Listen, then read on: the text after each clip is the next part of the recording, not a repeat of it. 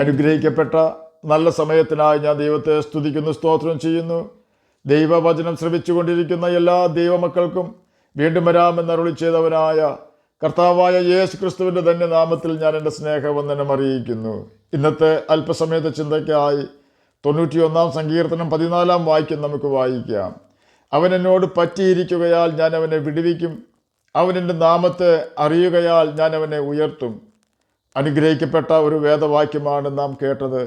The Lord says I will rescue those who love me, I will protect those who trust in my name എന്നാണ് ഈ വാക്യം English NLT വേർഷനിൽ രേഖപ്പെടുത്തിയിരിക്കുന്നത്. 91 സങ്കീർത്തനം 14 വാക്യത്തിൽ രേഖപ്പെടുത്തിയിരിക്കുന്ന അവൻ എന്നോട് പറ്റിയിരിക്കുകയാൽ എന്ന വാക്കുകൾ കൊണ്ട് അർത്ഥമാക്കുന്നത് അവൻ എന്നെ സ്നേഹിക്കുക കൊണ്ട് എന്നാണ് എന്ന് സാരം. അതുപോലെ തന്നെ 91 സങ്കീർത്തനം 14 വാക്യത്തിൽ രേഖപ്പെടുത്തിയിരിക്കുന്ന അവൻ എന്നെ അറിയുകയാൽ എന്ന വാക്കുകൾ കൊണ്ട് അർത്ഥമാക്കുന്നത് യഹോവയുടെ അഥവാ യേശുവിൻ്റെ നാമത്തിൽ ആശ്രയിക്കുക എന്ന് സാരം. ഒന്നുകൂടി വ്യക്തമായി പറഞ്ഞാൽ, ദൈവത്തെ സ്നേഹിച്ച് ദൈവത്തിൻ്റെ നാമത്തിൽ ആശ്രയിക്കുന്നവരെ ദൈവം രക്ഷിക്കുകയും ഉയർത്തുകയും ചെയ്യുമെന്നാണ് 91 സങ്കീർത്തനം 14 വാക്യത്തിൽ കൂടി കർത്താവ് നമുക്ക് തരുന്ന ഉറപ്പ്. ദൈവത്തെ എപ്രകാരം സ്നേഹിക്കുവാൻ നമുക്ക് കഴിയുമെന്ന് യേശു പഠിപ്പിച്ചിട്ടുണ്ട്.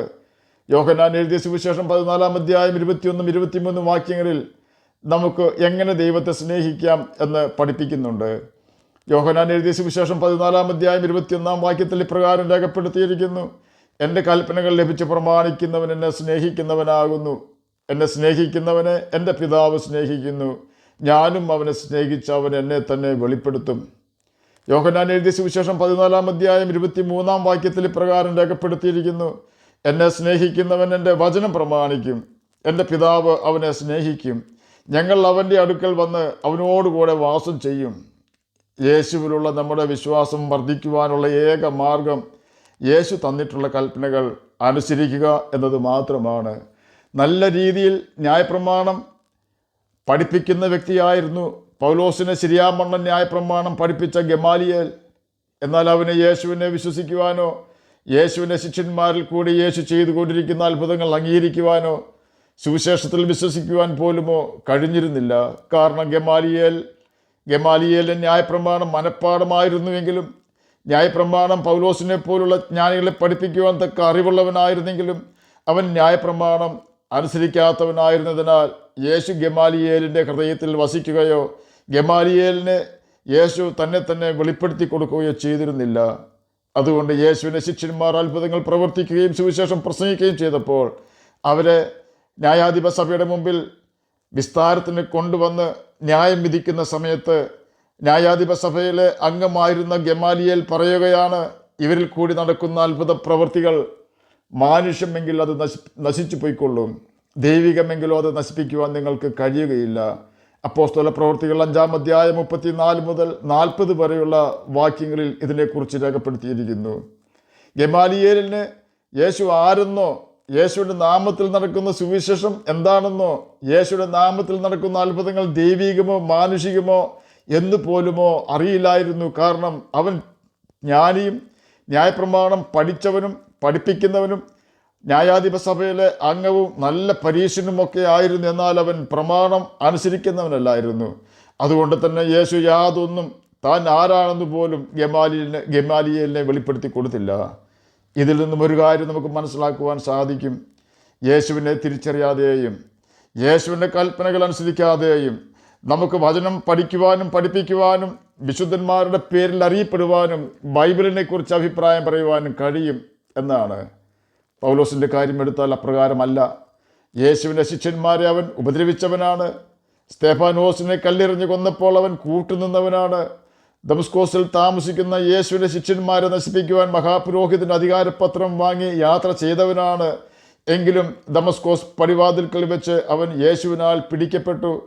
യേശു പൗലോസിനെ തന്നെ വെളിപ്പെടുത്തി കൊടുത്തു. കാരണം അവൻ തെറ്റുകൾ ചെയ്തു എങ്കിലും ന്യായപ്രമാണം അനുസരിക്കുന്നവനായിരുന്നു. എന്നെ കേൾക്കുന്ന പ്രിയ ദൈവമകളെ, യേശു തന്നിട്ടുള്ള കൽപ്പനകൾ നാം അനുസരിക്കുവാൻ തുടങ്ങുമ്പോൾ യോഹന്നാൻ എഴുതിയ സുവിശേഷം 14 അധ്യായം 21, 23 വാക്യങ്ങളിൽ രേഖപ്പെടുത്തിയിരിക്കുന്നത് പോലെ യേശു നമ്മുടെ ഹൃദയത്തിൽ വസിക്കുവാൻ വരികയും അവൻ നമുക്ക് തന്നെ വെളിപ്പെടുത്തി തരികയും ചെയ്യും. അവൻ നമ്മുടെ ഹൃദയത്തിൽ വസിക്കുമ്പോൾ നമ്മുടെ മുൻഗണനകൾ മാറിപ്പോകും. അതുവരെയും ലോകത്തിൻ്റെ ധനം വലിയ ധനമെന്ന് ചിന്തിച്ചിരുന്ന പൗലോസ് യേശുവിനെ തിരിച്ചറിഞ്ഞപ്പോൾ ലോകത്തിൻ്റെ സകല നന്മകളും ചപ്പും ചവറുമെന്ന് എണ്ണുകയും യഹോവാ ഭക്തി വലിയ ധനമായി കണക്കാക്കുകയും ചെയ്തു. പട്ടണവാസികളെ പേടിച്ച് നട്ടുച്ച നേരത്ത് വെള്ളം കോരുവാൻ വന്ന ശമര്യക്കാരത്തി സ്ത്രീ യേശുവിനെ തിരിച്ചറിഞ്ഞു കഴിഞ്ഞപ്പോൾ അവളുടെ മുൻഗണന ഇപ്പോൾ വെള്ളമല്ല, പാത്രം യേശുവിൻ്റെ കാൽക്കൽ വെച്ചുകൊണ്ട് അവൾ പോയിരിക്കുകയാണ് പട്ടണവാസികളെ വിളിച്ചുകൊണ്ട് വരുവാൻ. വലിയ തിയോളജിയൊന്നും ശമര്യക്കാരത്തി സഹോദരിക്ക് അറിയില്ല. അവൾ ഒരു കാര്യം പറഞ്ഞു, ഞാൻ ചെയ്തതൊക്കെയും എന്നോട് പറഞ്ഞവനെ വന്ന് കാൺമീൻ എന്നാണ് അവൾ പറഞ്ഞത്. യോഹന്നാൻ എഴുതിയ സുവിശേഷം 4-ാം അധ്യായം 27 മുതൽ 39 വരെയുള്ള വാക്യങ്ങളിൽ ഇതിനെക്കുറിച്ച് വ്യക്തമാക്കിയിരിക്കുന്നു. യോഹന്നാൻ എഴുതിയ സുവിശേഷം 14-ാം അധ്യായം 39-ാം വാക്യത്തിൽ ഇപ്രകാരം രേഖപ്പെടുത്തിയിരിക്കുന്നു, ഞാൻ ചെയ്തതൊക്കെയും അവൻ എന്നോട് പറഞ്ഞുവെന്ന് സ്ത്രീ സാക്ഷ്യം പറഞ്ഞ വാക്ക് നിമിത്തം ആ പട്ടണത്തിലെ പല ശമര്യരും അവനിൽ വിശ്വസിച്ചു. വെള്ളത്തിന് വന്ന ശമര്യ സഹോദരി യേശുവിന് മുമ്പിൽ പാത്രം വെച്ചുകൊണ്ടാണ് ജനത്തെ വിളിക്കുവാൻ പോയത്. അതെ, ആ സഹോദരിയുടെ ഏറ്റവും വലിയ ആവശ്യമായ വെള്ളം അവൾക്കൊരു പ്രധാന കാര്യമല്ലാതായി.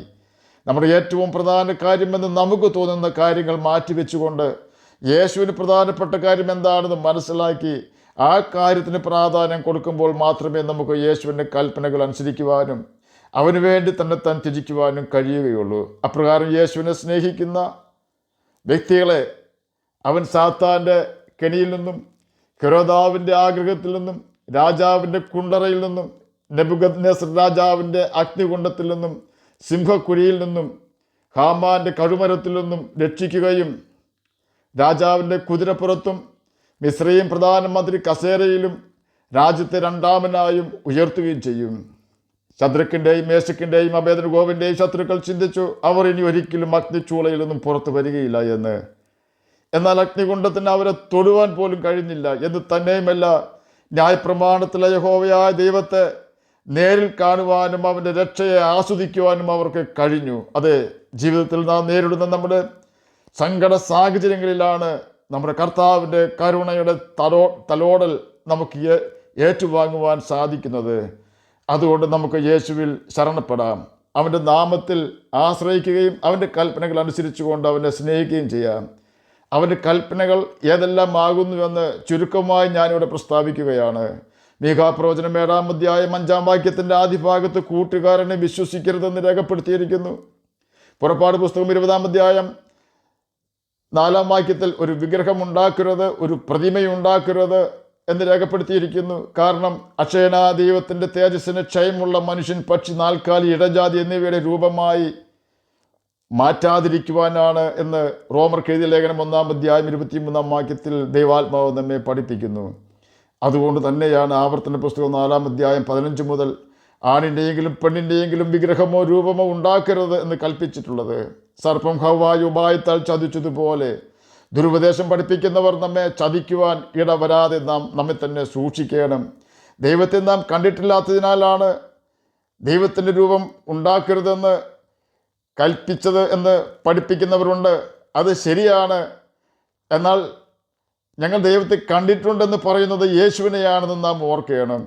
യേശുവാണെങ്കിൽ മനുഷ്യരൂപത്തിലാണ് ഭൂമിയിൽ വന്നത്. ആകയാൽ യേശുവിൻ്റെ വിഗ്രഹം ഉണ്ടാക്കിയാലും മനുഷ്യരൂപത്തിലെ നമുക്ക് ഉണ്ടാക്കുവാൻ കഴിയൂ.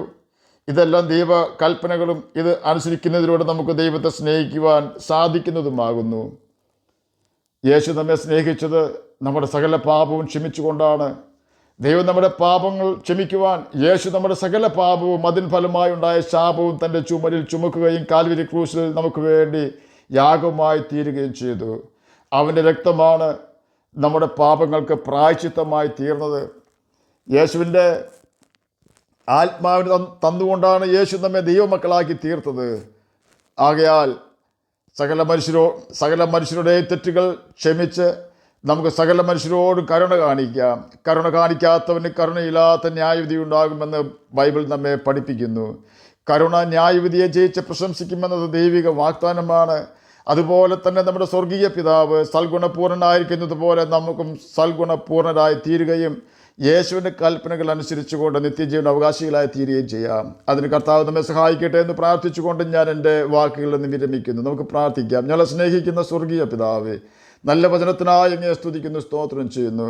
എന്നെ കേൾക്കുന്ന ഏതെങ്കിലും പ്രിയപ്പെട്ടവർ സമാധാനമില്ലാതെ കഷ്ടപ്പെടുന്നുവെങ്കിൽ അങ്ങ് അവർക്ക് സമാധാനം കൊടുക്കണമേ. അങ്ങയെ തിരിച്ചറിയാത്ത പ്രിയപ്പെട്ടവർക്ക് അങ്ങയെ തിരിച്ചറിയുവാൻ വേണ്ട കൃപ കൊടുക്കണമേ. രോഗത്താൽ ഭാരപ്പെടുന്നവർക്ക് രോഗസൗഖ്യം കൊടുക്കണമേ. പഠിക്കുന്ന കുഞ്ഞുങ്ങൾക്ക് പഠിക്കുവാനുള്ള ബുദ്ധിയും ജ്ഞാനവും ഓർമ്മശക്തിയും കൊടുക്കണമേ. വാർദ്ധക്യത്തിലായിരിക്കുന്ന പ്രിയപ്പെട്ടവർക്ക് ആശ്വാസം കൊടുക്കണമേ. ജഡത്തിൽ കഷ്ടത അനുഭവിപ്പാനിടവരാതെ അങ്ങ് അവരെ സഹായിക്കണമേ. പ്രാർത്ഥന കേട്ടതിനായി സ്തോത്രം, യേശുവിൻ്റെ നാമത്തിൽ തന്നെ ആമേൻ. കർത്താവ് എല്ലാവരെയും അനുഗ്രഹിക്കട്ടെ. സ്തോത്രം.